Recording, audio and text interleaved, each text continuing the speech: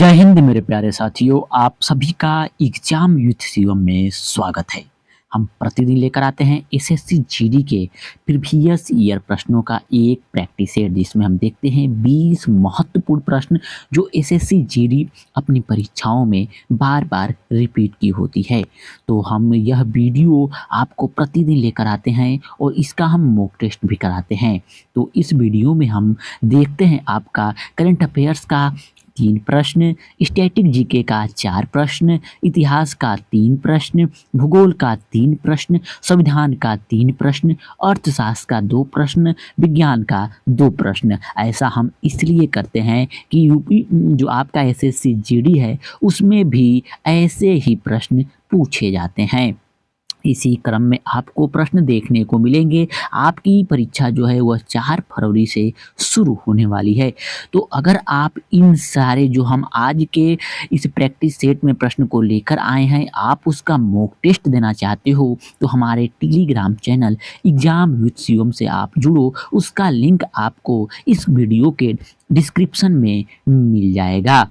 तो अगर आप हमारे साथ मात्र 30 मिनट प्रतिदिन देते हो तो आपके सामान्य ज्ञान के प्रश्नों को हम बहुत ही अच्छे तरीके से तैयार करा देंगे। आपको 15 से 18 प्रश्न आप सही कर सकते हो। यह वीडियो 30 मिनट की नहीं होने वाली है। यह वीडियो 10 से 12 मिनट की वीडियो होगी और वही 10 से 12 मिनट आपको लगेगा हमारे इसी ही प्रश्नों का मॉक टेस्ट देने में टेलीग्राम चैनल पर। तो अगर आप 30 मिनट देते हो तो आप यह सारे प्रश्न आजीवन याद कर सकते हो। वीडियो को शुरू करने से पहले आपके लिए एक होमवर्क प्रश्न है जिसका उत्तर आपको इस वीडियो के कमेंट में बताना होगा। हमें भी देखना है कि कौन कौन इस वीडियो को देखता है और इस प्रश्न का उत्तर कौन कौन देता है। एकदम ही यह सरल प्रश्न है। प्रश्न है कि भारत का राष्ट्रीय फूल कौन सा है? तो आपके सामने विकल्प ए है गुलाब, विकल्प बी है सूरजमुखी, विकल्प सी है कमल और विकल्प डी है गेंदा। इस प्रश्न का उत्तर आपको इस वीडियो के कमेंट में बताना है और इस वीडियो को आपको लाइक करना है। इस वीडियो को लाइक का टारगेट है मात्र 500 लाइक, इसे आप पूर्ण जरूर करें। तो चलिए चलते हैं हम नेक्स्ट प्रश्नों की तरफ और इस वीडियो को शुरू करते हैं। तो आपके सामने आज 3 प्रश्न हम देखेंगे करंट अफेयर्स का। तो पहला प्रश्न है कि निम्नलिखित में से कौन सा देश पहली मानव पनडुब्बी अंडर वाटर समर्सिबल को लॉन्च करेगा? तो आपके सामने विकल्प ए है चीन, विकल्प बी है भारत, विकल्प सी है अमेरिका, विकल्प डी है फ्रांस। तो इस प्रश्न का सही उत्तर होगा विकल्प बी भारत। तो चलते हैं नेक्स्ट प्रश्न की तरफ। नेक्स्ट प्रश्न है कि हाल ही में कहाँ बीएसएफ ने भारत पाकिस्तान सीमा पर ऑपरेशन सर्द हवा शुरू किया है? तो आपके सामने विकल्प ए है राजस्थान, विकल्प बी है पंजाब में, विकल्प सी है गुजरात में, विकल्प डी है जम्मू कश्मीर में। तो इस प्रश्न का सही उत्तर होगा विकल्प ए राजस्थान में। जो भारत ने पाकिस्तान सीमा पर ऑपरेशन सर्द हवा शुरू किया है वह राजस्थान में शुरू किया है। तो चलते हैं नेक्स्ट प्रश्न की तरफ। नेक्स्ट प्रश्न है कि हाल ही में किस राज्य के राज्यपाल ने उत्कृष्ट प्रदर्शन करने वाले युवाओं को यंग अचीवर्स अवार्ड 2025 प्रदान किए हैं?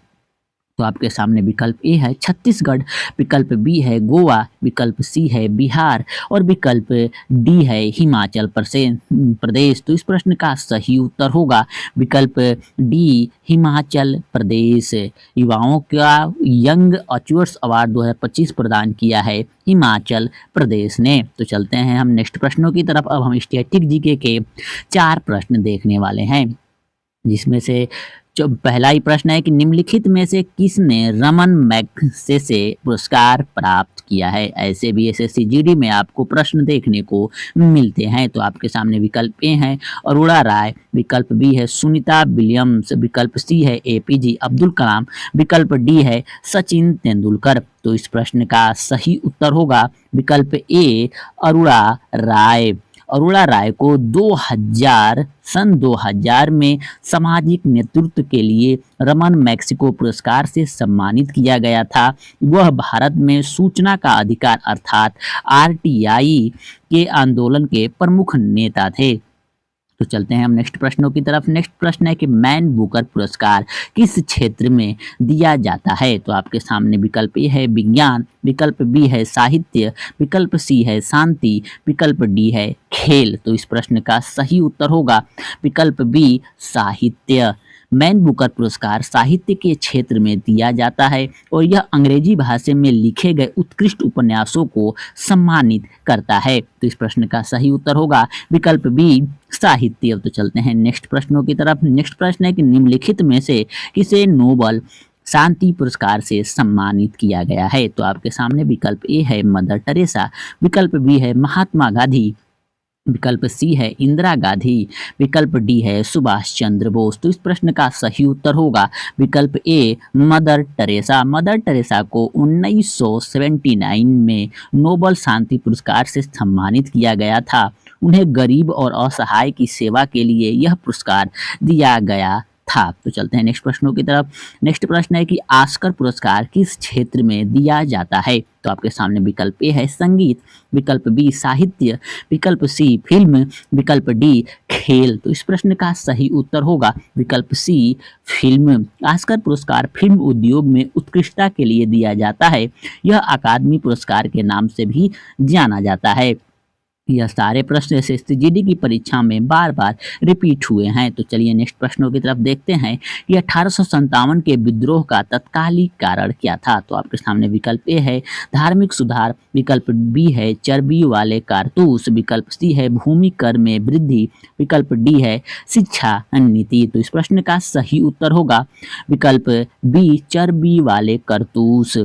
1857 के विद्रोह का तात्कालिक कारण चर्बी वाले कारतूस थे जिन्होंने सैनिकों को मुंह से खोलना पड़ता था। यह हिंदू और मुस्लिम सैनिकों की धार्मिक भावनाओं के विरुद्ध था।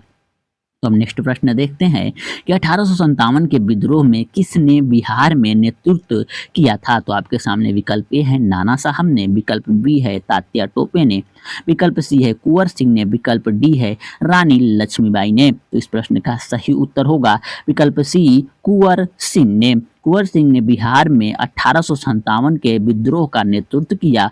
वह एक वृद्ध योद्धा नेता थे और उन्होंने ब्रिटिश सेना के खिलाफ लड़ाई लड़ी थी। तो नेक्स्ट प्रश्न देखते हैं।